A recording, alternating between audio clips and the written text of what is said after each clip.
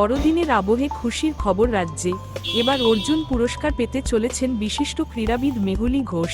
ঘরের মেয়ের সাফল্যে খুশির ঝলক হুগলি জেলা ও বৈদ্যবাটিতে। খবর পাওয়ার পর থেকেই বিধায়ক সহ বিশিষ্টরা মেহুলীর সাফল্য কামনা করে সোশ্যাল মিডিয়ায় পোস্ট করেছেন। ভারতের কণ্ঠের পক্ষ থেকেও মেহুলীকে আগামী জীবনের জন্য শুভকামনা। নতুন বছর মেহুলীর ভালো কাটুক।